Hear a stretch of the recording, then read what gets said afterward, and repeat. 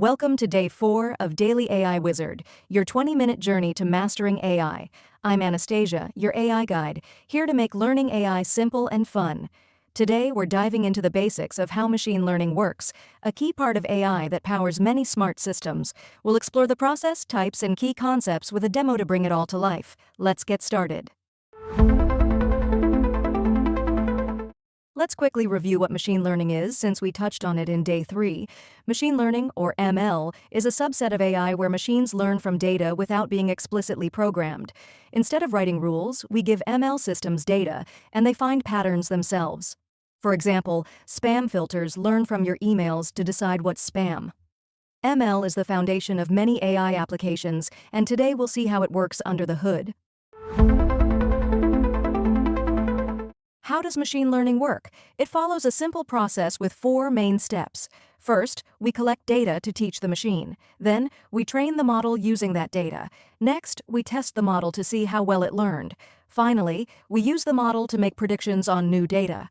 It's a cycle of learning and improving, and we'll break down each step to understand how ML brings intelligence to machines. Now, let's revisit the 3 main types of machine learning, which we introduced in Day 3. They are supervised learning, unsupervised learning, and reinforcement learning. Each type has unique uses and works differently depending on the data and task.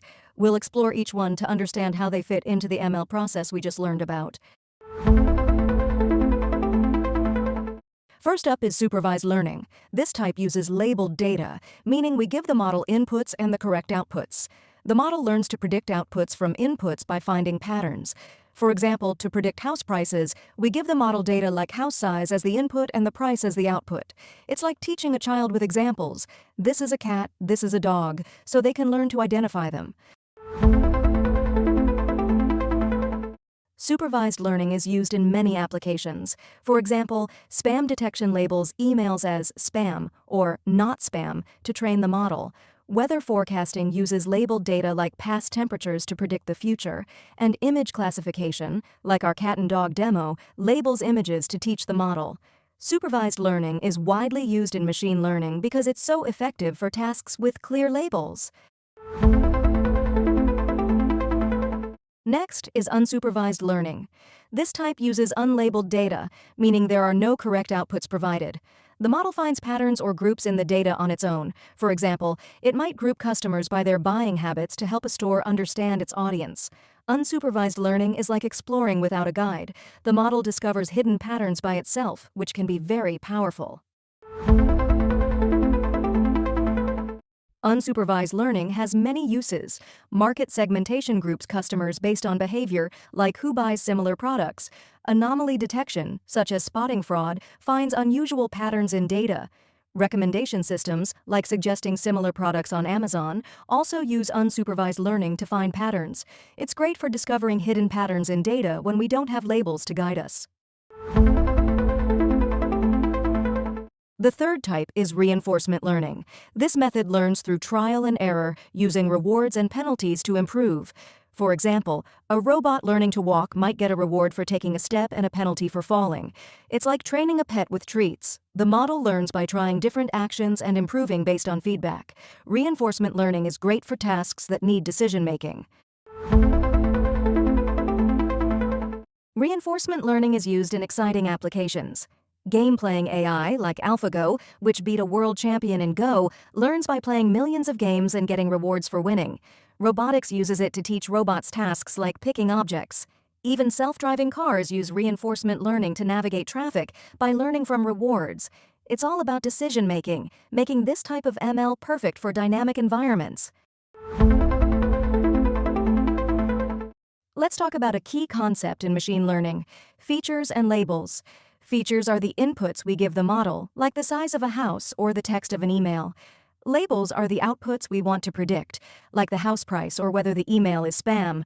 These are used in supervised learning to teach the model. For example, in our cat and dog demo, the features were the pet images, and the labels were cat or dog. Another key concept is training and testing data. Training data is what we use to teach the model. It's the study material. Testing data is separate and used to evaluate how well the model learned. A common split is 80% for training and 20% for testing. This split helps avoid overfitting, where the model memorizes the data instead of learning general patterns. It's like studying for a test, but saving some questions to check your understanding. Machine learning relies on algorithms, which are the rules the model uses to learn from data. Examples include decision trees, which make simple decisions like yes or no, and neural networks, which handle complex patterns, like in deep learning. The choice of algorithm depends on the task and data. For example, a simple task might use a decision tree, while a complex one might need a neural network. It's like picking the right tool for a job. Machine learning isn't without challenges. First, data quality matters. Poor data leads to poor results, like trying to learn from a blurry textbook. Overfitting is another issue, where the model memorizes the data instead of learning general patterns. ML can also be resource-intensive, needing significant computing power for large datasets. These challenges mean ML requires careful tuning to get the best results. That's it for Day 4, everyone. Thank you for joining me on this AI journey. I'm Anastasia, and I hope you enjoyed learning the basics of machine learning. If you found this lesson helpful, please give it a thumbs up, subscribe, and hit the bell for daily lessons. Tomorrow, we'll dive deeper into supervised learning. Let's hear from Sophia before we go. Loved showing you Orange today, and I can't wait for more demos in this series. Day 5 is going to be amazing, so don't miss it. See you tomorrow, wizards!